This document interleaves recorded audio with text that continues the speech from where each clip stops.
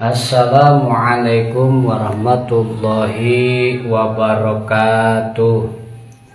Alhamdulillah, wassalatu wassalamu ala rasulillah, la haula wa la quwata illa billah, amma ba'du. Saudaraku yang dirahmati Allah subhanahu wa ta'ala, alhamdulillah pada saat ini kita masih bisa melaksanakan ibadah puasa dalam keadaan sehat walafiat, dan juga kita selalu berharap kepada Allah lewat ibadah puasa ini apapun yang menjadi keinginan kita, hajat kita, impian kita diwujudkan oleh Allah subhanahu wa ta'ala. Atas izin dan ridhonya Allah, apapun yang kita niatkan semata-mata karena Allah, maka semua akan diberikan kemudahan oleh Allah. Amin ya rabbal alamin. Saudaraku yang dirahmati Allah subhanahu wa ta'ala, bahwa sholat itu adalah tiangnya agama. As-sholatu imaduddin. Sholat itu adalah tiangnya agama. Di dalam tiang pasti ada pondasi. Apa itu pondasi? Pondasinya orang sholat, pondasinya orang berilmu, beragama Islam, ya, adalah iman. Kenapa saya katakan demikian? Semakin kuat iman kita, semakin kokoh tiang berdiri. Semakin kuat iman kita, semakin kuat pula Islam kita. Gitu. Maka keimanan ini adalah pondasi dasar untuk kita melaksanakan sholat. Nah, kenapa demikian? Kau sholat membawa imanmu, ya kan? Kau berzakat pun membawa imanmu. Kau pergi haji pun membawa imanmu. Kau masuk Islam pun membawa imanmu. Berarti pondasi yang paling dasar di dalam agama Islam ini adalah iman. Gitu. Kenapa demikian? Ya kan? Karena iman ini adalah pondasi dasar. Kuat apa enggaknya Islam tergantung pada keimanan kita. Ya kan? Yakin atau tidaknya ada Allah itu tergantung kepada keimanan kita. Runtuhnya agama Islam di negara Indonesia tergantung kepada keimanan kita. Maka iman yang paling kuat adalah pondasi dasar untuk tiangnya agama Islam. Maka dari itu, yuk bersama-sama kita belajar mengoles dan terus mengoles keimanan kita agar tambah kuat dan dikuatkan oleh Allah subhanahu wa ta'ala. Makanya di dalam doa, ya kan, Allahumma sallimna bil imani wal Islam. Ya Allah, selamatkanlah iman dan Islam, karena iman yang paling utama. Gitu. Kita mati pun nanti akan membawa keimanan kalau kita tahu bagaimana iman ini kita letakkan. Kita lihat bangunan. Kenapa pondasi dia ada di bawah lalu dikubur baru dijadikan tiang? Karena keimanan itu tidak terlihat oleh siapapun.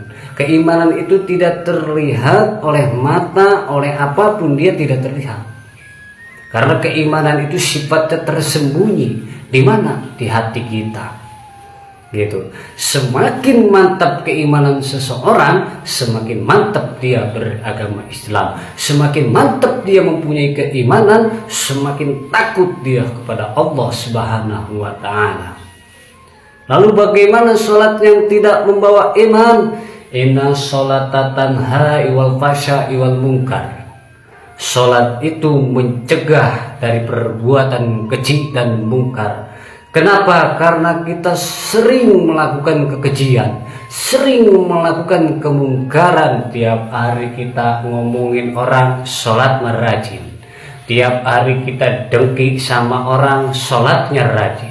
Tiap hari kita benci sama orang, sholatnya rajin. Lalu sholat yang bagaimana? Itulah sholat yang tidak membawa iman. Kalau orang sholat tidak membawa imannya seperti itu, hatinya sakit, ya kan? Terhimpit, hidup rumit, ekonomi sulit.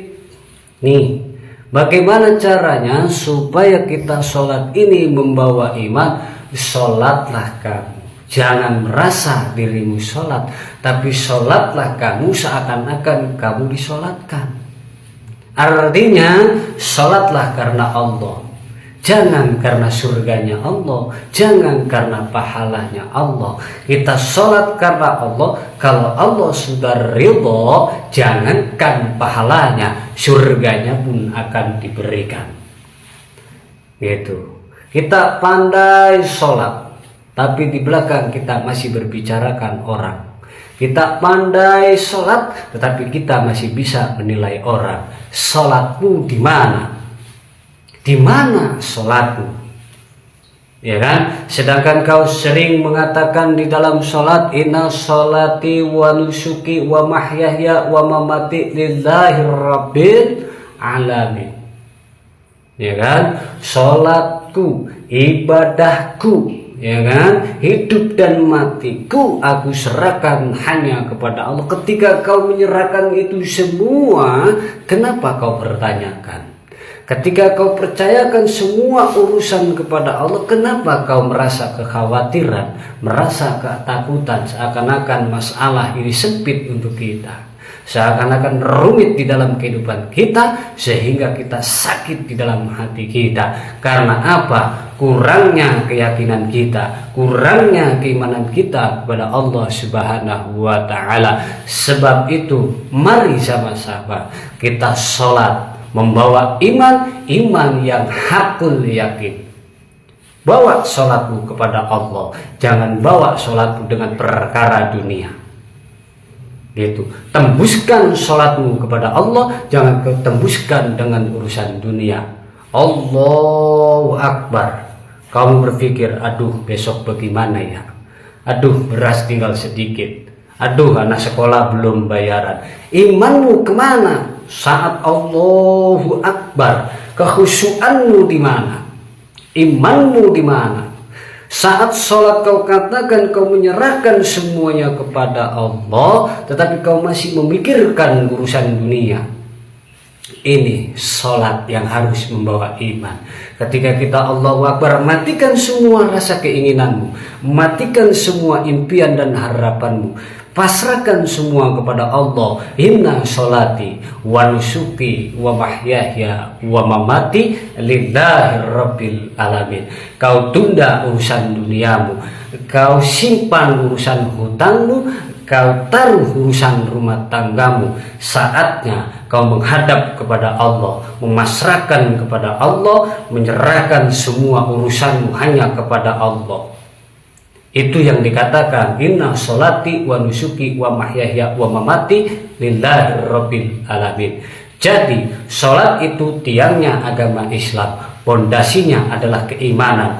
Runtuhnya agama Islam, hancurnya agama Islam tergantung kepada keimanan kita kepada Allah Subhanahu wa Ta'ala. Seperti itu ya saudaraku ya. Jadi yang paling utama adalah iman. Percuma kita beragama Islam kalau tidak membawa iman. Maka modal utama di dalam beragama Islam adalah iman. Iman kepada siapa? Iman kepada Allah Subhanahu wa Ta'ala. Yakin adanya kuasa Allah, percaya adanya Tuhan adalah iman. Nomor satu iman. Ya. Demikian atas jawaban yang saya berikan kepada Anda. Semoga kau dan aku mendapatkan ilmu yang barokah. Amin ya rabbal alamin. Senantiasa kau dan aku selalu diberikan petunjuk dan hidayah dari Allah Subhanahu wa Ta'ala. Ihdinas siratal mustaqim al-faqir Tarzan Sabit. Assalamualaikum warahmatullahi wabarakatuh.